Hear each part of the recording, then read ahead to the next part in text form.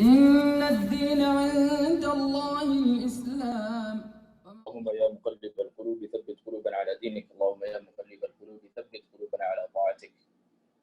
أما بعد, yesterday we took a short introduction into fasting. And today, inshallah, we'll delve in straight into the book.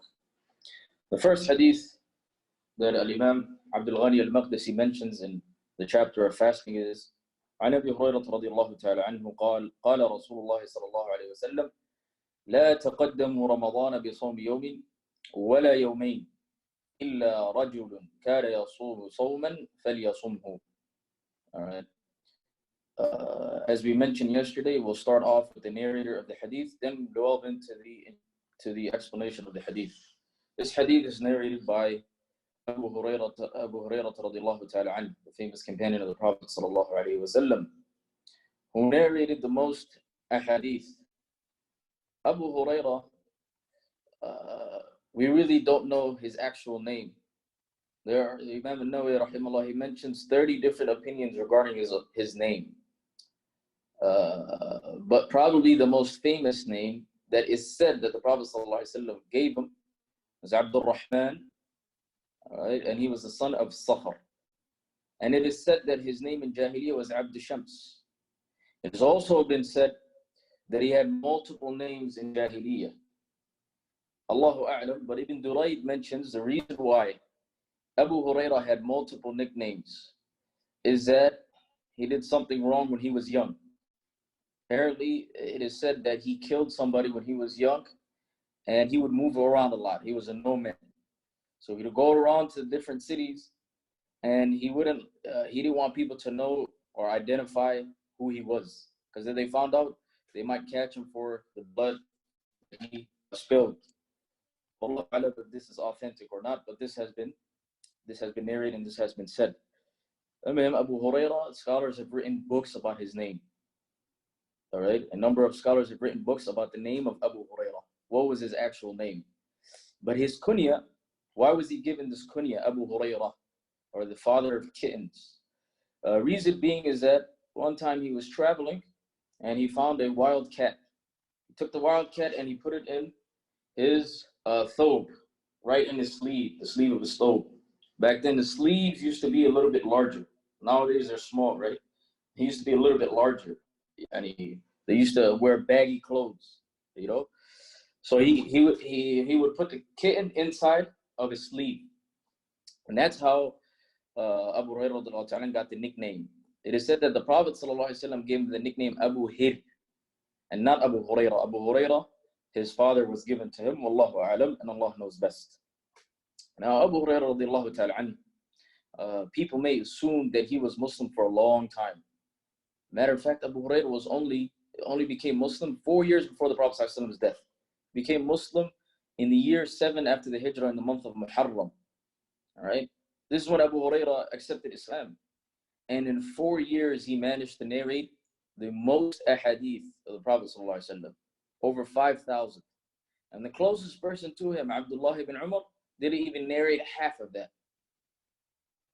It shows you that it's not always about the length of time. It's about consistency and you having the drive, right? Abu Hurairah, he did all that despite being poor. He didn't have a house. He didn't own a house. He lived in the masjid. He was from Ashab al-Sufa. He lived in the masjid. When he was asked about how did he accumulate so much hadith, he said, our brothers from the Muhajirun were busy, in business. The people of Mecca, they were known for trade. As Allah subhanahu wa ta'ala mentions in Surah Quraysh. All right, the Rihlatain, they used to have 2 trips. One trip to Yemen and another trip to Syria in the Levant. All right, one during the summer and the other was during the winter. They were known for trade. Whereas the people of Medina, Ahl Ansar, they were known for az-zira'ah, agriculture. All right, so he said that the people of the Muhajirun in Medina, and this is one of the reasons why Quraysh was very afraid of the Prophet ﷺ, because Mecca had business and trade on lockdown. Medina had agriculture on lockdown. When you have a big community in Mecca moving to Medina, now you have competition in Hijaz, in the west coast off the Arabian Peninsula. That was going to damage them economically, and that is why they were very afraid of that move the Prophet ﷺ made. So now you have the Muhajirun who are good in trade and business, and you have the Ansar who are busy with agriculture and so on and so forth.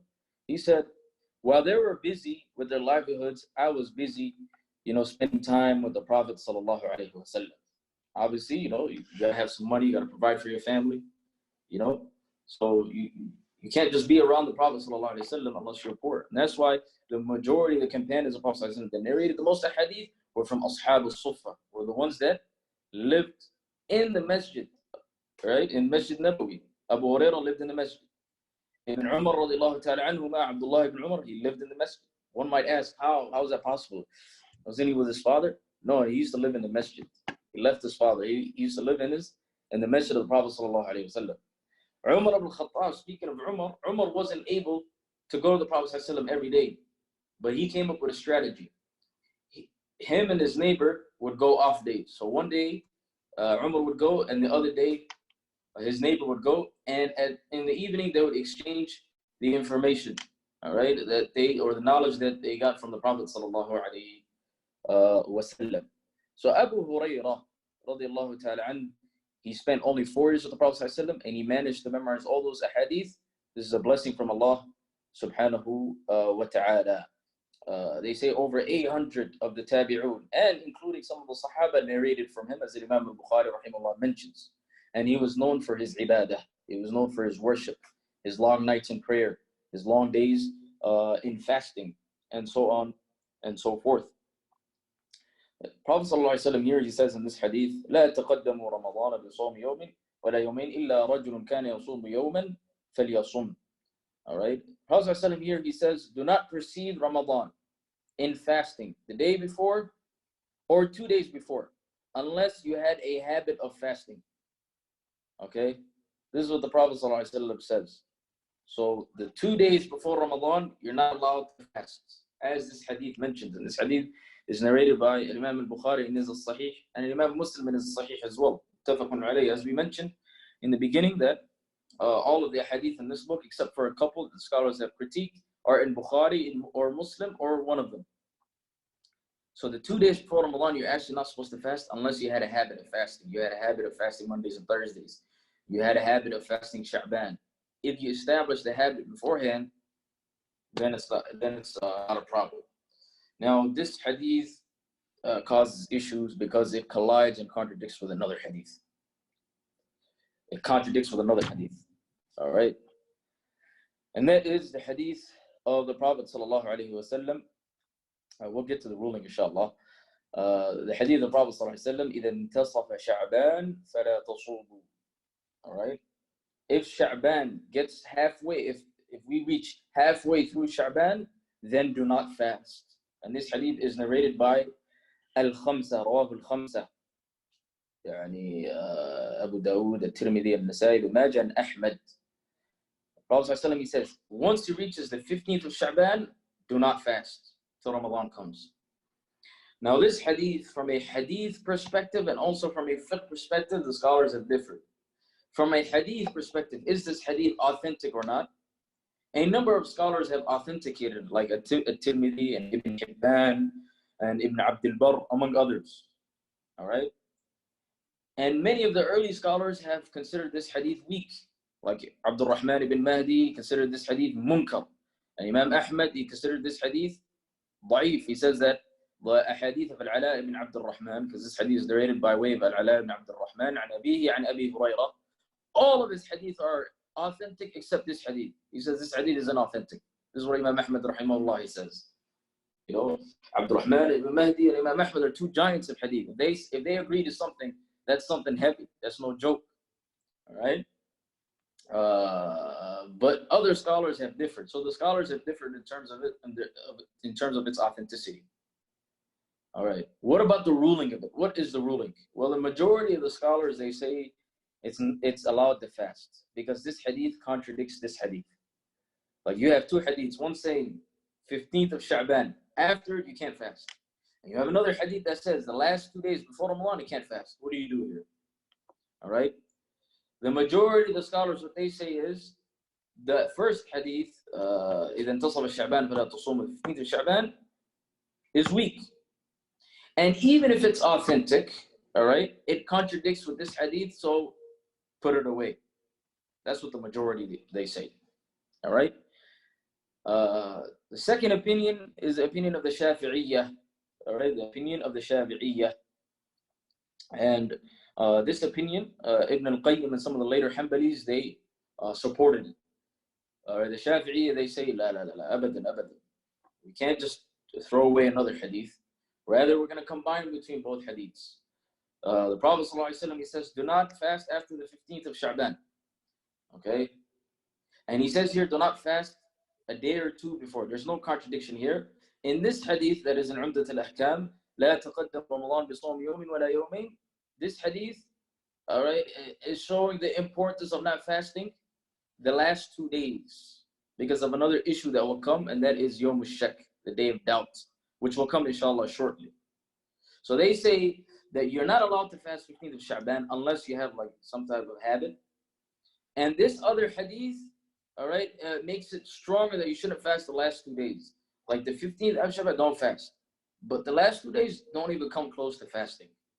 Allah alam, and Allah knows best. All right? Allah alam, and Allah knows best. This is the opinion of the Shafi'iyah. Now this hadith also causes another issue. This hadith, the aforementioned hadith, and that is, aren't the ayyamul bid, the 3 white days, isn't it sunnah? Because we have ayyamul bid and we have ayyamul sud, the 3 white days and the 3 black days. Ayyamul bid are the 13th, 14th, and 15th of every single month of the Hijri calendar, not the Gregorian, Hijri calendar. Okay. And we have Ayyam al-Sud, which is the 28th, 29th, and the 30th of every single month, right?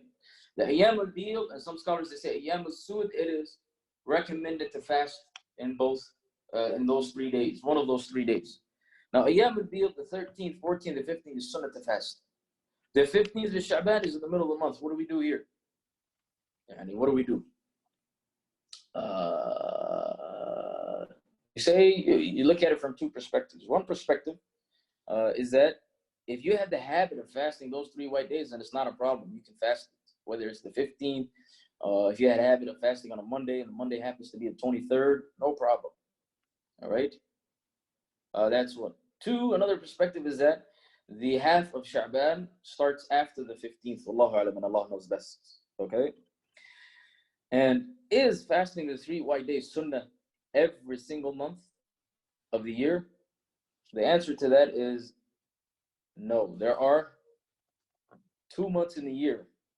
2 months in the year in which you're not, or 2 months in the year in which fasting on the 15th of Ramadan or the 13th, 14th, and 15th of Ramadan, collectively these 3 days, is not sunnah. These 2 months are the months of Ramadan and Dhul Hijjah. Ramadan, it's not sunnah to fast on the 13th, 14th, 15th. Why? Because it's obligatory. And it's not sunnah to fast during Dhul Hijjah because you're not allowed to fast on the 13th day of Dhul Hijjah. Okay, there are 5 days in the year in which you're not allowed to fast, no matter what. All right? The 2 Eid days and the 3 days after the second Eid, Eid al-Adha. Eid al-Adha happens on the 10th year, on the 10th day of the Hijjah every single year. So the 11th, 12th, and the 13th, you're not allowed to fast. There's one exception that the scholars make, and that is a person who's making Hajj is not able to sacrifice an animal, and he hasn't fasted his 3 days. All right? فَصِيَامُ ثَلَاثَةِ أَيَّامٍ فِي الْحَجِّ وَسَبْعَةٍ إِذَا رَجَعْتُمْ تِلْكَ عَشَرَةٌ كَامِلَةٌ. As Allah subhanahu wa ta'ala says in the Quran. 3 days of Hajj, you have to fast. So if you didn't fast before, you can fast. That's like one exception. Outside of that, though, you're not allowed to fast on the 13th. Now, the scholars, they say the 13th is with the 16th of the Hijjah. And Ramadan, obviously, you have to fast all 3 days because it's obligatory. And in Sha'ban on the 15th, all right, it's disliked to fast on the 15th unless it was your habit to fast on those three white days. And we know the advice that the Prophet ﷺ gave to Abu Hurairah himself. Radiallahu ta'ala anhu. The Prophet ﷺ advised Abu Hurairah with 3 matters. He says, Awsani Khalili sallallahu alayhi wa sallam bi thalath. three things. And I'm sure if every single Muslim steadfast to these three sunnahs, then inshallah that person is upon khayr, as long as he doesn't leave off his obligations. And that is one, fasting 3 days of every single month. Fasting 3 days of every single month. Okay? And also praying Salatul Duha and praying Salatul Witr before you go to sleep. Even if you can't pray Witr before Fajr, you can't wake up, make sure you pray after, before you go to sleep. Abu Hurairah used to do this. Umar al-Khattab used to do this. They knew themselves. All right? So even if you can't make it till the end of the night, pray after Isha straight away. No problem. That's better than nothing. وَأَنْ أُوتِرَ قَبْلَ الْأَنَامِ. And this hadith is also mentioned in Umdat Al Ahkam as well. All right? So we have this issue of this hadith colliding with this hadith. We mentioned that some scholars authenticate this hadith and others they don't. We also mentioned there's two different opinions based on the authenticity of this hadith. The majority, they say you can fast after 15th of Sha'ban, no problem, until 2 days before. And the Shafi'iyya, along with Ibn al-Qayyim and some of the later Hanbalis, they say that you're not allowed to fast. Allahu A'lam. And this is a wake call for all of us. It's 1 week. Today is the 9th or the 8th. Today is the 9th. So establish your habits now. And when we say establish your habits, it doesn't have to be, it doesn't have to go on for months. Just do it before the deadline. So start fasting now, because after the 15th, you're in a danger zone. You may not be allowed to fast. Wallahu a'lam, and Allah knows best. And when it comes to establishing habits, is something in the Sharia. And one thing I like to point out is a mistake that some Muslims make, and that is, let's say there are 2 sunnahs of Fajr. There are 2 sunnahs of Fajr, you didn't pray before Fajr. After Fajr, you're allowed to make up those 2 sunnahs with one condition, and that is if you're a regular prayer of those 2 sunnahs, if you started a habit. But if you haven't prayed for months and you're trying to make it up, then it's not allowed. Wallahu a'lam. Then it's not allowed. So if you miss anything, any sunnah, whether it's adhkar, whether it's sunnah prayers or anything, you're legislated to make it up, as long as it is from your habits. All right, that is the first point regarding this hadith. The second point, which relates to the hadith that we just mentioned, and that is the 15th of Sha'ban. Are there any virtues for the 15th of Sha'ban? All right, because there's a lot of speech regarding that. All right, وَخُلَاصَتُهُ, to summarize it, the 15th of Sha'ban, there is no hadith that is authentically narrated showing the virtues of the 15th of Sha'ban. And we don't have any recording of the Prophet sallallahu alaihi wasallam. We don't have any recording of the Prophet sallallahu alaihi wasallam celebrating via worship this 15th day.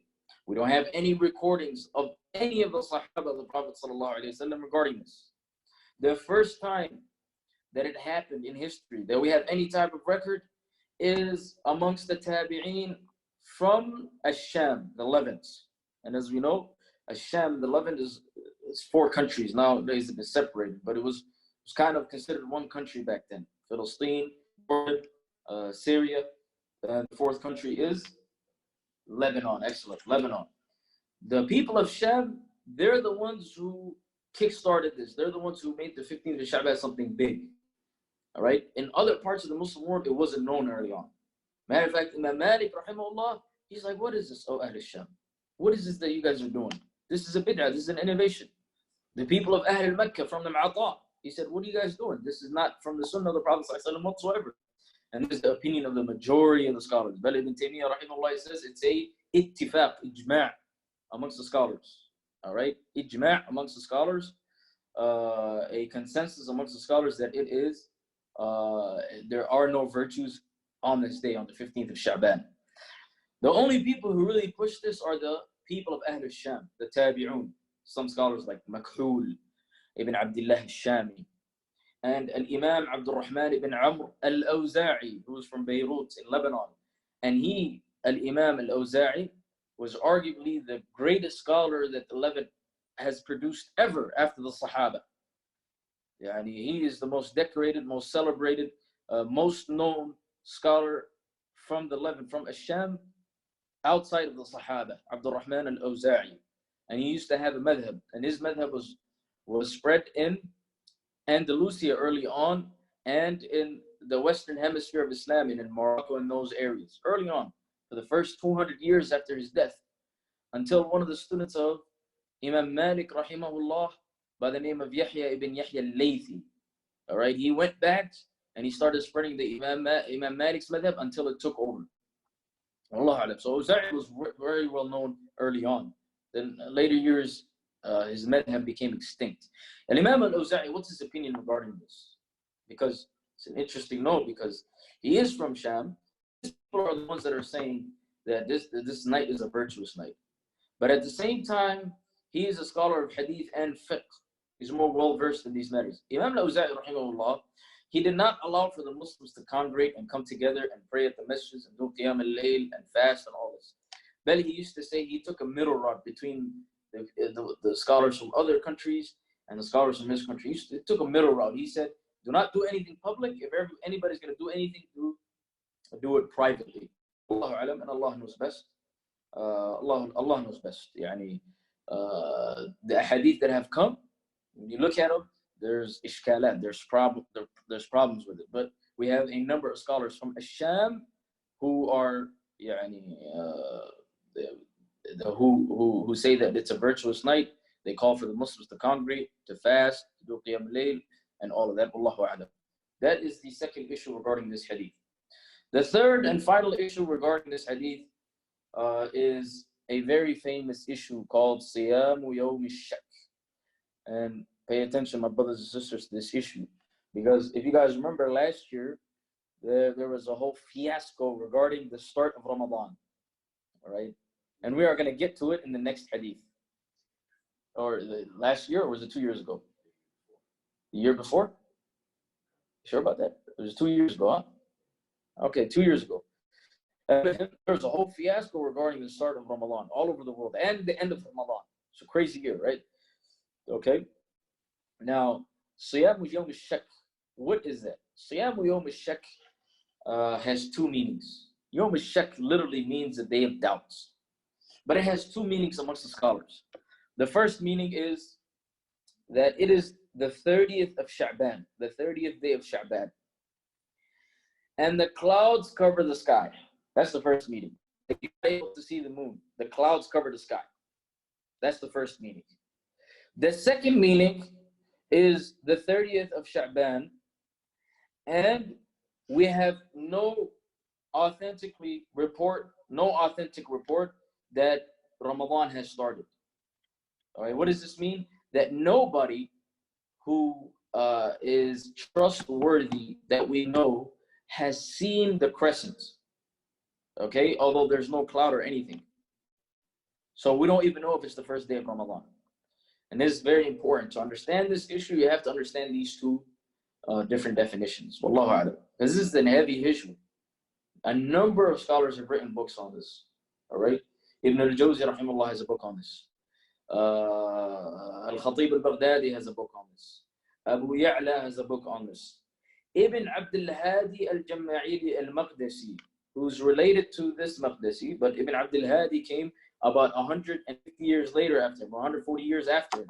Ibn Abdul Hadi al-Jamma'ili al-Maqdisi was from the students of Ibn Taymiyyah rahimahullah, passed in the year 744, and he lived for about 40 years. He lived less than 40 years, about 39 years and some change. All right. He wrote a book about this. And Imam al-Shawkani rahimahullah wrote about this. Mar'i al-Kalbi wrote about a book about this. All right. Some of the Mu'asir, some of the contemporaries have written some things regarding this. So this is a heavy issue. All right, especially in the madhab of Imam Ahmad, which we'll get to. Okay, so we have these two different definitions. The first definition, the 30th day of Sha'ban, the clouds cover the sky. The second definition, the 30th day of Sha'ban, but we have no authentic report of it being the first day of Ramadan. Nobody has actually seen it that is trustworthy. Because Ramadan, how do we know it enters? One of two things. It's 30 days now, and the next day is first day of Ramadan. Like, let's say today's the 30th day, automatically tomorrow is the first day of Ramadan. All right? That's one. Two, if you see the crescents. If you see the crescent on the 29th, nighttime, the night in which the 30th is coming in, then that's another way of authenticating that Ramadan has started. But the person who's seeing it must be somebody who's reliable. يجب صوم رمضان بأحد أمرين باستكمال شعبان العدد. All right? The person who's seeing it has to be trustworthy, has to be adil, somebody who's reliable. In Muslim countries, everybody's supposed to have some type of file, and their level of reliability, right? Which level is he? Is it high? Is his reliability high or is it low? Based on his record, all right? So if he comes and he says, I seen the crescents, okay, obviously nowadays it's different from back in the old days, and I'm gonna get to it in a bit. If the judge, he sees that this person is highly reliable, then we accept it. If he sees that he's not reliable at all, then it's not accepted, no matter what. Obviously today we have Bijan, we have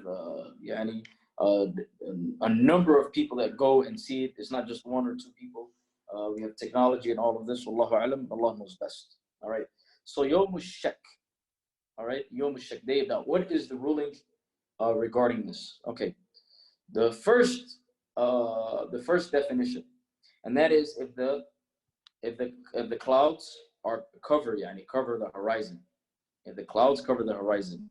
There are two opinions amongst the scholars regarding this, two mainstream opinions, or you could say three. Wallahu a'lam. The first is that it is disliked. It is disliked to fast this day, and it is the opinion of the majority of the scholars, overwhelming majority of the scholars, majority of the companions, and the three imams, Abu Hanifa, Malik, and Ash-Shafi'i. Because the Prophet or Ammar ibn Yasir radiallahu ta'ala anhu, he says, "Man sama yawm ash-shak faqad asa Aba al-Qasim." Whoever fasts the day of doubt, then he has disobeyed Aba al-Qasim. He has disobeyed Aba al-Qasim. Who is Abu al-Qasim? Abu al-Qasim is the kunya of the Prophet sallallahu alaihi wasallam. And the Prophet sallallahu alaihi wasallam, he did say, "La takannu bi kunyati."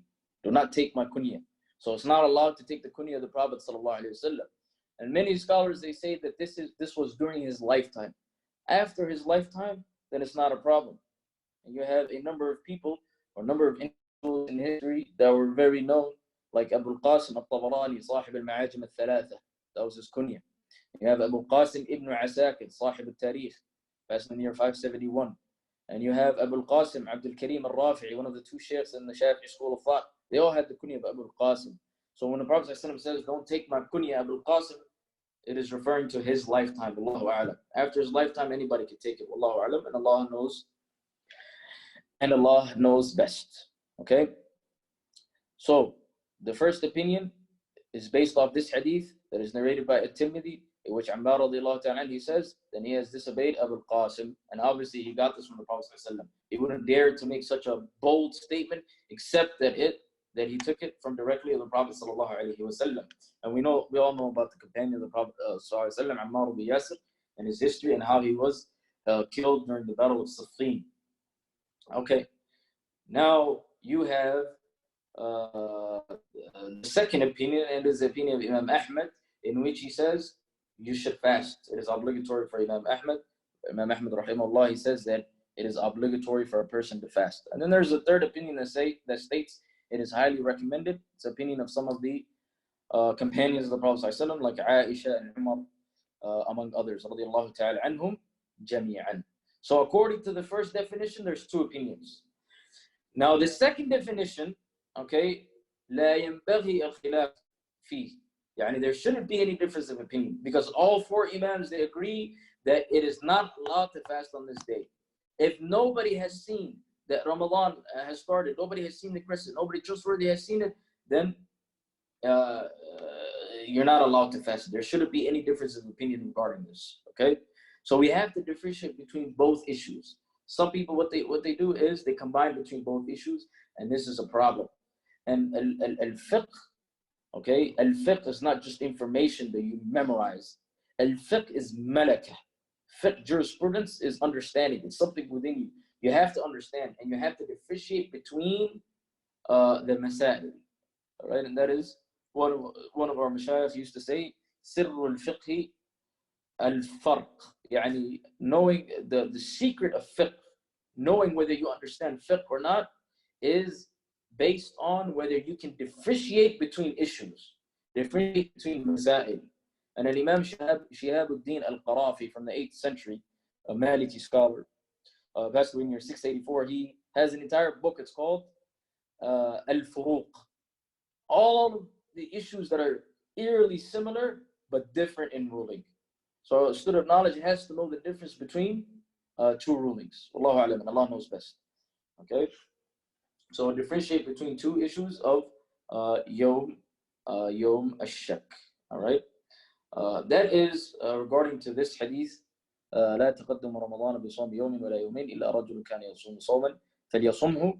The khulasa summary is that you're not allowed to fast the 2 days before Ramadan or the day before Ramadan, basically the 30th or the 29th or the 29th or the 28th, depending on the Ramadan of that year.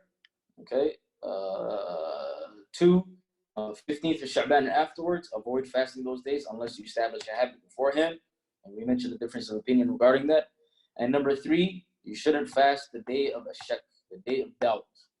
Either, whichever meaning it is, you shouldn't fast it because the hadith has come in it. Obviously, the second definition, we know that for sure. The first definition, there's a hadith that makes it very clear, that clarifies the ruling of this issue. Inshallah, we will stop there and we will continue tomorrow bi'idhnillah azza wa jal with the hadith of Abdullahi bin Umar radiallahu ta'ala anhuma. And if we have time, we'll get into the hadiths regarding as-sahur. And there's a few misconceptions regarding as-sahur. We'll try to either discuss it tomorrow or in the class after it, depending on if we get time to cover it. All right. Inshallah, let's get to the questions, inshallah.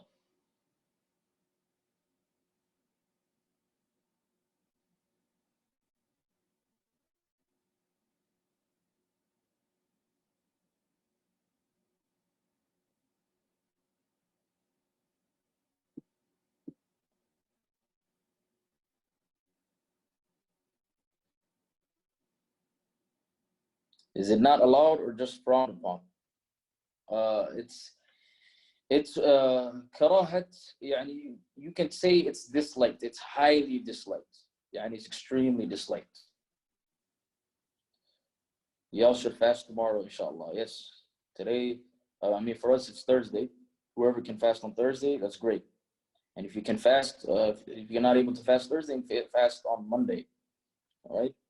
And the ruling of fasting on Fridays is not allowed unless you fast the day before or the day after. And you should probably avoid fasting on Fridays because Friday is like the Eid of the week. And Saturdays, there's a hadith that has come in, and there's a heavy debate 20 years ago about this hadith, and that is fasting on a Saturday. Is it allowed? Sheikh Al-Albani had the famous opinion that it's not allowed to fast on a Saturday no matter what, unless it's an obligatory day, because of the hadith of the Prophet ﷺ, لا تصوموا يوم السبت إلا فيما افترض عليكم. In this hadith, in terms of its authenticity, there was heavy difference of opinion between the muhaddithin. And Albani, rahimahullah, Sheikh Albani, he authenticates it. He says, even if Yom Arafah is on a Saturday, Yom Ashura is on a Saturday, 2 of the greatest days of the year to fast. One expiates 2 years of sins, and the other one expiates an entire year of sins. You're not allowed to fast. And I remember a few years ago, like on 2 out of 3 years, like there was a year, and then a year it wasn't, and another year, 2 out of 3 years, Ashura was on a Saturday. Then Arafah was on a Saturday, like the year after that. And there was a lot of khilaf. Regarding that. And Wallahu a'lam, there's a debate online between Sheikh Abdullahi Bihi and Sheikh Al-Albani about this, about 18 minutes, and it's translated to English. I suggest everyone to check it out. Sheikh Abdullahi Bihi asked a question to Sheikh Al-Albani that he couldn't answer. All right? Sheikh Al-Albani, who preceded you in this? Is there a scholar who preceded Sheikh Al-Albani in this? Allahu a'lam. I've never heard of it, and Sheikh Abdullahi Bihi pointed this out. Wallahu a'lam. So fasting on Friday is just like, unless you fast the day before or after. Saturday, even if you say the hadith is authentic, it's referring to fasting it by itself. So you have to fast the day before or day after, and same thing goes for Sunday.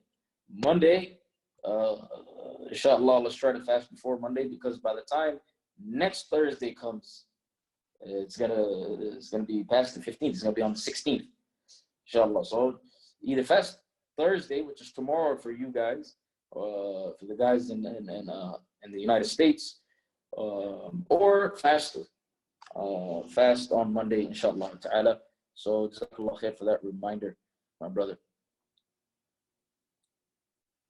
So we can fast because this hadith contradicts the hadith.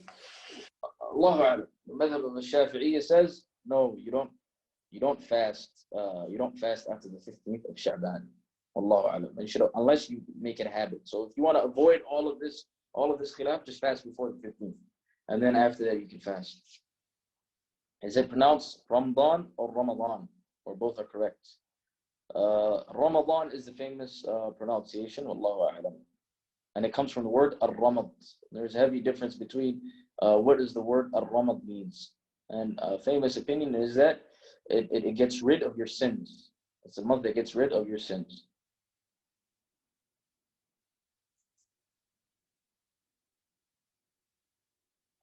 What was the main problem that caused the hectic difference 2 years ago? What was the main problem? The main problem is al-ittirabu fil fiqh.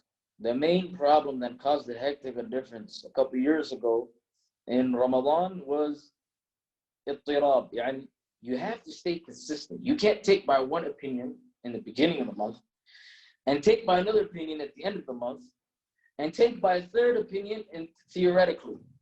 Yeah, theoretically you take by an opinion. When you practically apply it at the beginning of the month, it goes against what you established. And then at the end of the month, it goes against what you established at the beginning of the month and theoretically. All right, that's one issue. The second issue is the difference of opinion between ikhtilaf al-matali'. And that is, if one country sees it, is it binding upon the rest of the ummah to follow it? All right, there's difference between the Jumhur and the Shafi'iyya on this. All right, they say if one country sees it, khalas, the whole world has to fast. Jumhur, they don't really necessarily agree. So that's the issue. So it wasn't seen in Saudi, it wasn't seen in all of these different places, and it was seen in California.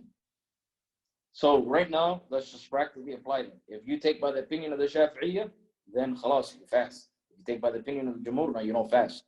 You didn't see it in your locality. All right? But then the problem comes is, does your local community, do they look? Do they actually look? That's another issue. All right. Third issue was, can you look with a microscope? All right. Can you look with a microscope or not? There's a difference on that. So all of these issues put together, and the fact that a number of Muslim countries announced there's not fast, they don't fast, and then California said it fast. That was the problem.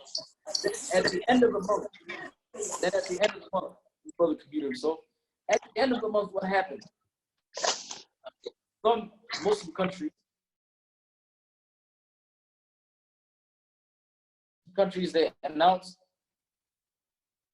yes, some Muslim countries they announced that African countries to be specific, that Eid is tomorrow. That Eid is tomorrow. So now, if the person in the beginning of the month, and theoretically it takes by the opinion that if you see it in one place, you got to see it in the rest of the world, then you got to follow that opinion. But then it goes back to the issue: were these quote unquote African Muslim countries, were they reliable? So that was the main hectic, and it's very hard to streamline fatwa. I attended a conference 2-3 years ago, Majma' Fuqaha Sharia in America, and they were talking about fatwa. We have a problem with fatwa.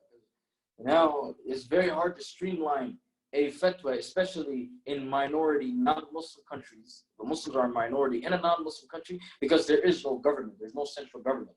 All the other Muslim countries, they have a central, most of them at least, they have a central government. They have a Minister of Islamic Affairs. Whatever they say goes.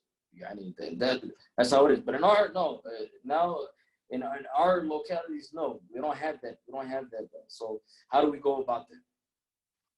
It's an issue, verdicts.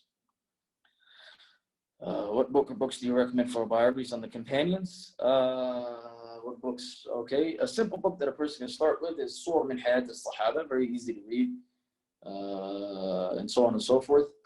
But wala shak, the greatest book on the biographies of the companions is the magnum opus written by Abu al-Fadl Ahmad ibn Ali ibn Hajar al-Asqalani, passed in the year 852, in his book Al-Isaba fi Tamyiz al-Sahaba, which is printed in 5 volumes.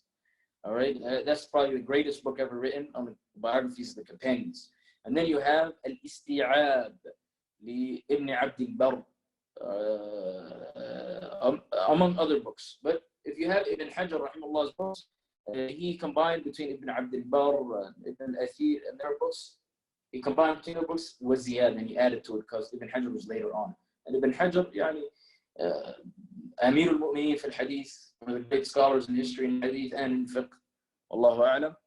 And if you want something that is a little bit shorter, maybe Siyar A'lam al-Nubala, which is 30 volumes. The first few volumes are on the companions of the Prophet ﷺ, written by Imam al-Dhahabi rahimahullah ta'ala. And if you want a shorter book, Sifat al-Safwa, Ibn al-Jawzi rahimahullah, which is printed in a couple volumes. That's actually short biographies. So those are a few books that I would recommend for biographies and companions. That's in the Arabic language. I'm not sure about the English language. I heard that using technology to see the moon calculator is not the sunnah. The sunnah is for one road and exactly what's the correct on this. All right. Question is using a calculation to determine the beginning of the month. Okay, using calculation to determine the beginning of the month is not allowed according to the majority of the scholars. Okay, it's not allowed according to the majority of the scholars. Okay, and this is based off the hadith that is coming. Inshallah, we'll discuss it tomorrow. إِذَا رَأَيْتُمُوهُ فَصُومُوا. If you see the hilal with your own eyes, then fast. The Prophet ﷺ also says, صُومُوا لِرُؤْيَتِهِ. صُومُوا لِرُؤْيَتِهِ. Yani, fast if you see it with your own bare eyes. Okay. Now, calculation, the first scholar to ever allow calculation in which his opinion is legitimate was Al-Allamah Sheikh al-Shafi'iyyati Abu al-Abbas Ibn Surayj rahmatullahi alayhi, passed away in year 306. And As-Suyuti rahimahullah regarded him as the reviver of the 3rd century. Wallahu alam, and this is questionable. But Ibn Surayj was the student of Al-Shafi'i. He's the first person ever known that is legitimate. There's a couple people that preceded him, but their opinions are not really considered legitimate in fiqh to ever state that calculations are allowed. And many of the Shafi'iyya, they took by this opinion afterwards. Wallahu alam. So the calculation is an issue of difference. The hadith of Prophet ﷺ is very clear in the issue. Some of the later Shafi'is, like Surayj and Subki and others, they take by this. And some of the Muslim organizations, they take by this opinion as well. And Wallahu alam, it is better to stick to the naked eye, just to avoid the khilaf, and Allah knows best. Does it expand to it being bid'ah? Allah, that is very tough, Ikhwani. Yani, classifying something as a bid'ah, people rush to it. Ikhwani, we do not rush into it. Classifying something as innovation or labeling somebody as innovator. That's something tough, right? The Imam Ahmad rahimahullah, he says, bid'atu shadida.